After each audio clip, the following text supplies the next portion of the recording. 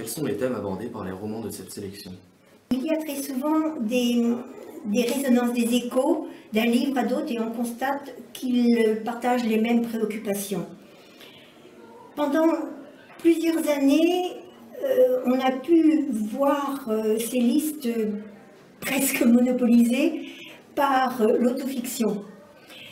C'est encore le cas pour 2 romans de cette année, mais 2 sur 16 n'est plus aussi fort.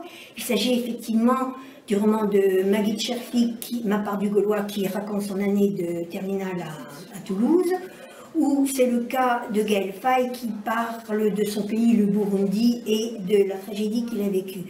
Alors, en opposition à cette autofiction, on a pu voir se manifester une nouvelle tendance que certains ont qualifiée d'exofiction, la présentation dans un roman d'un personnage réel qu'on étudie. C'est le cas cette année du roman d'Ivan Jablonka. Ça permet d'étudier un monstre, c'est le cas de Laetitia ou La fin des hommes. Mais globalement, on constate que ces ouvrages s'intéressent au monde contemporain pour nous le présenter avec toute sa violence. Alors le monde contemporain, que ce soit la Grèce par exemple avec le roman de Metin Arditi, que ce soit la France mais avec un retour d'Afghanistan pour le roman de Karine Thuil.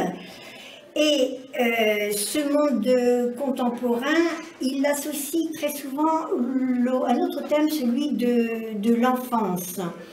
Et c'est donc très souvent une enfance tourmentée. J'ai déjà évoqué le roman de Gaël Faye, c'est aussi le cas du roman de Natacha Apana, Tropique de la violence. C'est aussi l'histoire familiale douloureuse évoquée par Jean-Paul Dubois dans La Succession, ou bien l'histoire d'une dynastie familiale aussi avec Jean-Baptiste Delhameau dans Règne animal. Pour Laurent Mouvignier, c'est plus précisément ciblé sur la crise d'adolescence dans Continuer.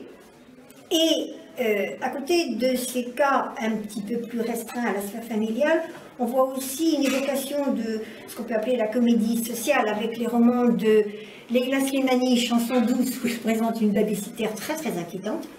C'est aussi le cas du roman policier déjanté de Yasmina Reza, Babylone, ou bien du savoureux roman aussi de Régis Geoffrey, un roman épistolaire où on voit 2 femmes échanger sur la manière de se débarrasser du fils de l'une qui est aussi l'ex-petite amie de l'autre. Donc une grosse part attribuée au monde qui nous entoure et simplement, je dirais, 2 romans qui se tournent vers le passé, que ce soit le roman de Frédéric Gros, Les Possédés, il s'agit des Possédés de Loudun, ou que ce soit le roman consacré par Romain Slocum à l'occupation.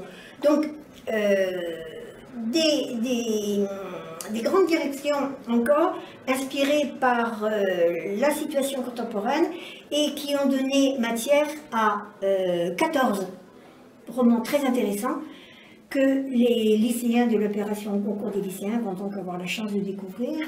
La chance, c'est même pas ironique, même si le temps est très très court qui leur est imparti. Merci.